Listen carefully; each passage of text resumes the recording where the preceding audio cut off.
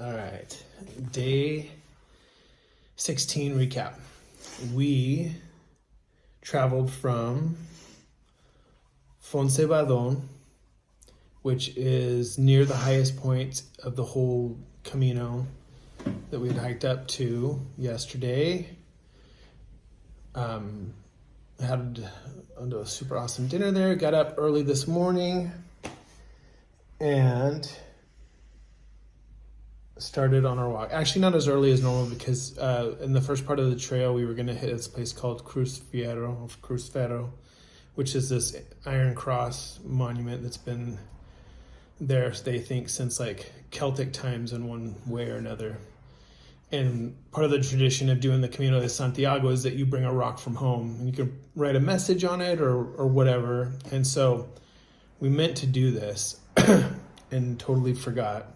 But I came in to save the day. She's totally saved the day. Sandals that I wear literally everywhere because I'm crusty.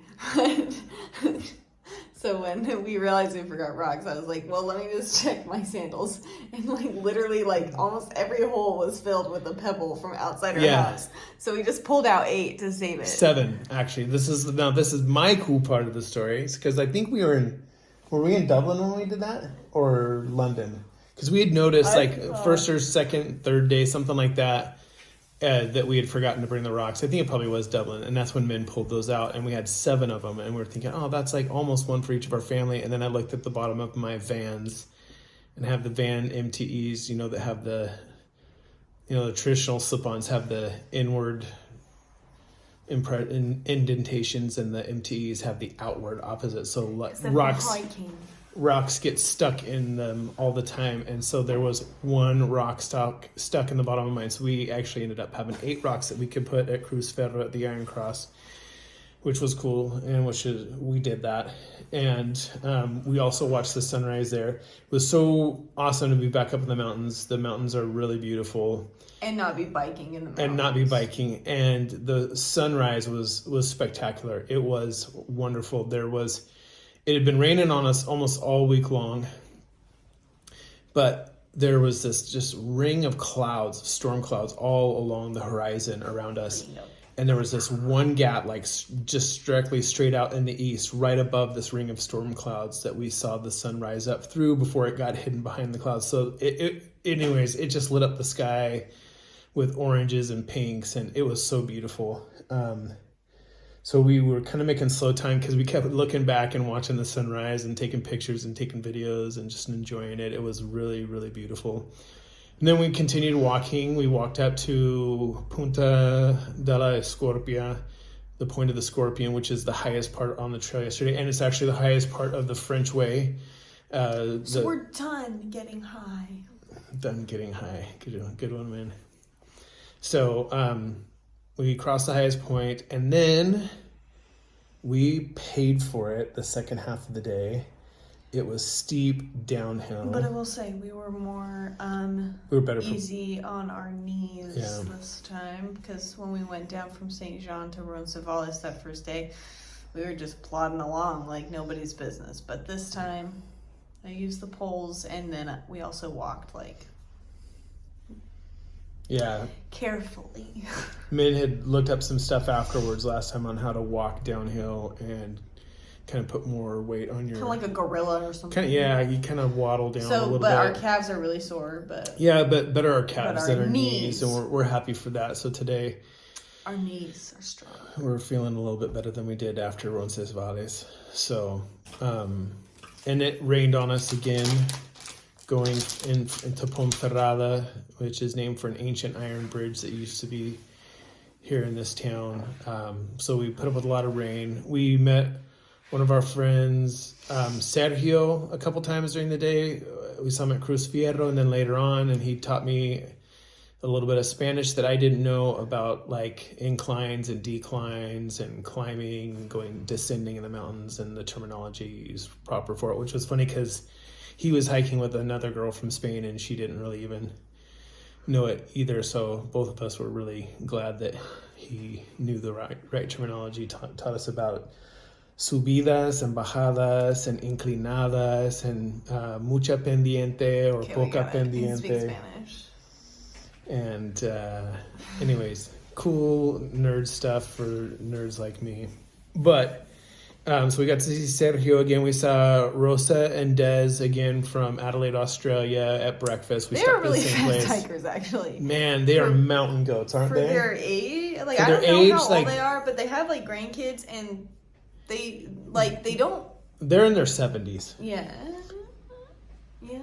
I think so. Like early 70s at least. And plus, but she had also maybe said late 60s. that her Achilles was kind of still hurting her because they've had to take a couple breaks throughout the trip because of that.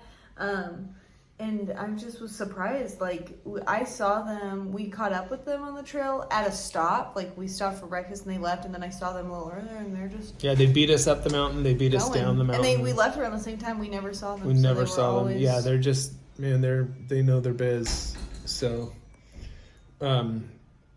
anyways, really cool people. They totally gave us a good overview. They've been everywhere. They love Europe. They love come Europe. here from Australia, and they hate the 20. It's like a 24-hour flight. Yeah. Well, not straight, but like, and they hate it so much, so they'll spend like this is they've been here in Europe for 3 months or something, and then they've come before for 8 months and just stayed for 8 months. Like they say 3 months is the minimum they'll come for.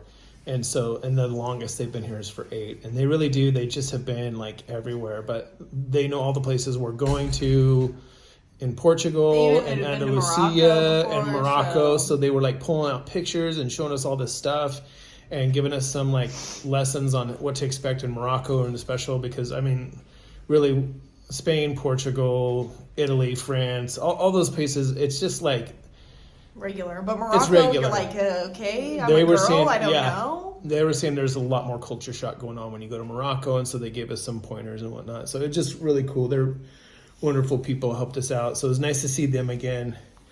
And then on our way in, we got reined in for like the last hour and a half again on our way into Ponferrada. But it's okay because we weren't freaking biking. Because we weren't biking, and it was so much different getting rained on when you're, because really you don't get as wet. Like on the bike, we got completely soaked on our front sides, and our boots, and our rain jackets did the job. Like even my pants weren't even all that wet yesterday.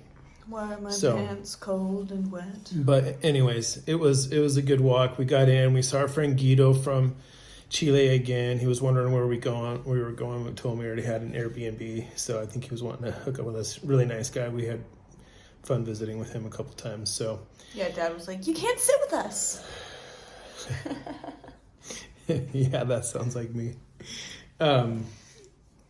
Anyways, and then we went and got some dinner at McDonald's because we wanted it. There was nothing else open. We were tired. At 8. Yeah, the earliest restaurant actually last night in our neighborhood was at 8:30, and we're walking, people. Yeah, we're not taking the bus. No, we're walking everywhere. Well, there was no bus to take either. No I was bus, looking at there was no bus. No taxi. We had to walk. So McDonald's, yeah, and the Mercado. It was honestly our two choices because the bar even next door was closed. So it was Domino's or McDonald's. And McDonald's was right next to the grocery store, so we went there, and we had our food and got our groceries, and we were back in our place by 8 o'clock before any of the restaurants even opened. And we did have a goat cheese burger at McDonald's that was honey mustard chicken. It was really good, and it was good. It was crispy. It was really good. But the goat cheeseburger was really good. Oh, we also better. got chicken wings. Yeah. Because they have chicken wings in McDonald's here.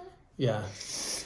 Not my favorite chicken wings, but they were good. What else? And I think Pizza Hut, Little Caesars, and places like that in the States could learn a lesson from McDonald's in Spain about doing your chicken wings, because they're kicking your teeth in. Let me just say that. So. Oh, it's not. You can't say that. Yeah, and we need to do a video about how McDonald's and Burger King are holding out on Americans because their food is way better over here than there. So, anyways, that was our day 16. Did I leave out anything important? No.